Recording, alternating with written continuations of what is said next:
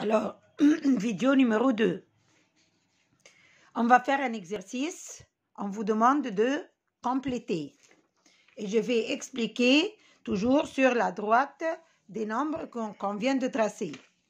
On vous dit, numéro 1, Z égale. Z égale. Z égale quoi? Est égal à Z. Tout Z est égal à, on peut dire, Z de moins, union N. Z de moins, union N.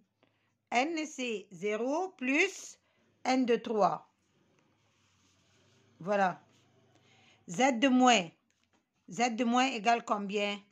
Alors, moins 1, moins 2, ça c'est moins 1, moins 2, moins 3 et des points. Et je dois mettre des points pour dire qu'il y a encore d'autres nombres. Si je ferme l'accolade après le moins 3 ou bien après le moins 4, tu peux écrire aussi moins 4, comme tu veux. Mais il faut mettre des points à la fin pour dire que les nombres continuent. Ça ne s'arrête pas jusqu'à moins 3 ou moins 4. Z de plus alors. Z de plus est égal à combien? Est égal à 1, 2, 3 et ainsi de suite. Donc, on n'écrit pas etc. On écrit des points. Alors, Z moins Z de moins. Regardez, regardez. Z moins Z de moins. Donc, je vais enlever Z de moins. Je vais enlever Z de moins. Donc, qu'est-ce qui reste? Ce qui reste, c'est N. Ou bien, vous pouvez écrire N. Ou, si un élève écrit 0 union Z de plus, les deux réponses sont justes. Alors, Z de moins, le numéro suivant, numéro 5, on vous dit Z de moins, union Z de plus. Z de moins, union Z de plus. Donc, regardez, ces deux petits ensembles, ces deux petits sous-ensembles. Z de moins, union Z de plus. Qu'est-ce que ça me donne? Ça me donne tout Z sauf le 0.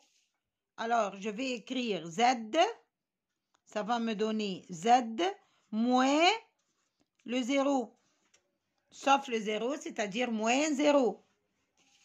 Bien, Z inter N. Z inter N. Qu'est-ce que ça veut dire Z inter N? C'est-à-dire qu'est-ce qui se répète dans Z et dans N?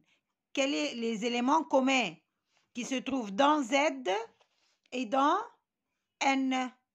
C'est N. Tout N se trouve dans Z. Donc, égale N. Z inter N égale N. Numéro 7. Z de plus inter Z de moins. Qu'est-ce que cette question, qu'est-ce qu'elle veut dire?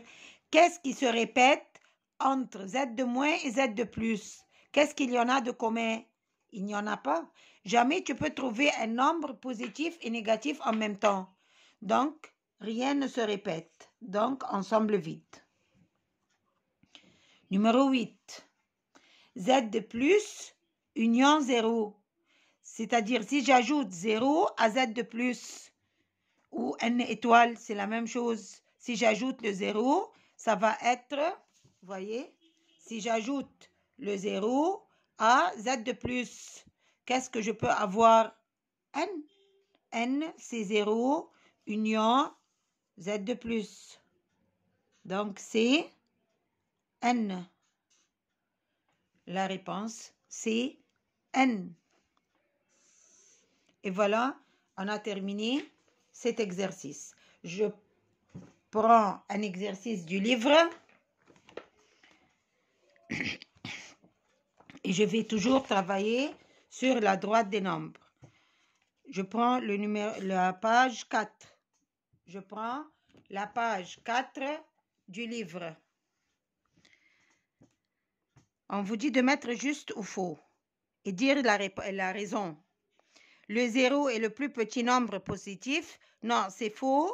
C'est faux. Pourquoi? Parce que le 0 n'est ni positif ni négatif. Le numéro B.